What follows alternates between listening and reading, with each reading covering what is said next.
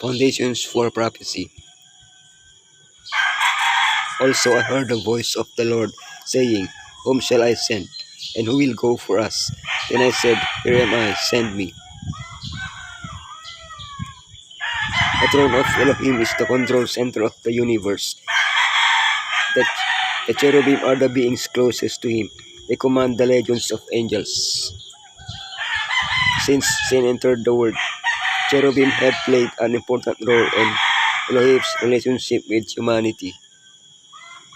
Thanks to prophecy, the veil that allows us to see the invisible and inaccessible world is lifted. We can see these cherubs standing beside the throne, acting under Elohim's command to help us. Elohim and the cherubim, messengers of fire. What do cherubim do? A reflection of Elohim's glory. The cherubim and humanity, lion, man, ox, and eagle, replacing the fallen.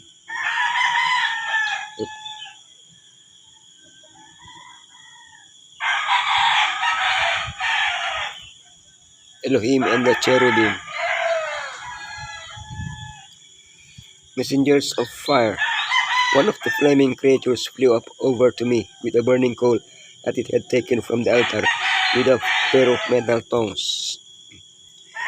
Imagine being illuminated by a light so intense and special that all your thoughts and emotions were laid bare. That's what Isaiah experienced when he saw Elohim's throne. His reaction, Who is me, for I am undone.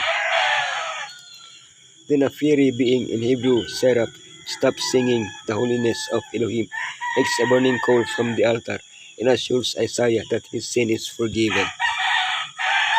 Of course, the cherub didn't forgive Isaiah's sin. He simply conveyed Elohim's message, for that is the function of a cherub. And from then on, it was also the role of Isaiah. It is interesting that Yeshua said of John the Baptist, another messenger of Elohim. He was the burning and shining lamp. What do cherubim do? So he drove out the man, and he placed cherubim at the east of the Garden of Eden, and a flaming sword, which turned every way to guard the way to the tree of life. The Bible first introduces us to the cherubim immediately after Adam and Eve sinned. What work did Elohim give them? They were to guard the way to the tree of life, that is, to prevent humans from entering the Garden of Eden. However, their presence was not intimidating. They made the gate of Eden a miniature representation of the divine throne from which grace emanates. The word translated place, Shakan, is used to indicate that Elohim dwells in the sanctuary. From this comes the word Shekinah, which designates the glory of Elohim manifested in the ark between the cherubim, which represented Elohim's throne. And what do they do at the throne? They worship and carry out Elohim's direct orders on behalf of those who will inherit salvation. A reflection of the glory of Elohim. Before the throne there was a sea of glass like crystal, and in the midst of the throne and around the throne were found living creatures full of eyes in front and in back. The descriptions of the cherubim surrounding the throne of Elohim recorded by Isaiah, Ezekiel, and John have great similarities.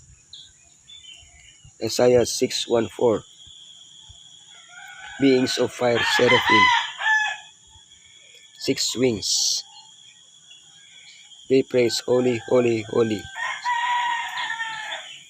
They fill the temple with smoke. Ezekiel 1:5-14. Fire torches. 4 wings. 4 faces, man, lion, ox, and eagle.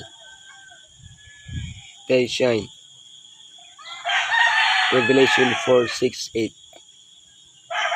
Living beings. 6 wings. They praise, Holy, holy, holy. Like a lion, a calf, a man, and an eagle. Full of eyes. The cherubim shine and glow. The eyes are symbols of brilliance, reflecting Elohim's glory. All of Elohim's creatures were designed to reflect His glory. Both human beings, made in His image, and the angelic beings to sit beside his glorious throne. The cherubim and humanity. Lion, calf, man, and eagle. The first living creature was like a lion, the second living creature like a calf, the third living creature had a face like a man, and the fourth living creature was like a flying eagle. The description of the cherubim matches the standards of the four main tribes that come on each side of the sanctuary: Judah, Issachar, Zebulun, Reuben, Simon, Gad, Ephraim, Manasseh, Benjamin, Dan, Asher, Naphtali. The New Jerusalem is described with the same layout, 12 gates, 3 on each of its 4 sides. Elohim wants to surround himself with his people, just as he is surrounded by the cherubim. Elohim wants us to dwell with him. This will only become a reality when Yeshua takes us with him at his second coming. But we don't have to wait until that moment to feel at the throne of Elohim. Replacing the fallen. Then I looked, and behold, a Lamb standing on Mount Zion, and with him 144,000, having his Father's name written on their foreheads. Unfortunately, not all cherubim have performed their duties properly. There was one who filled with glory and splendor, though thought that all the glory came from himself rather than from Elohim. Lucifer and his angels were on that mountain of Elohim, but they were expelled from it. Their place will be taken by those who remain faithful to the Lamb.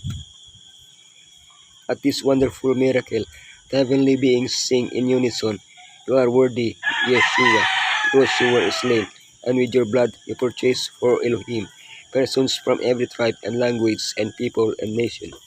You have made them to be a kingdom and priests to serve our Elohim, and they will reign on the earth." All these heavenly beings have one object above all others, in which they are intensely interested. This church in a world of corruption. They are working for Messiah under his commission to save to the uttermost all who look to him and believe in him. These heavenly intelligences are speeding on their mission.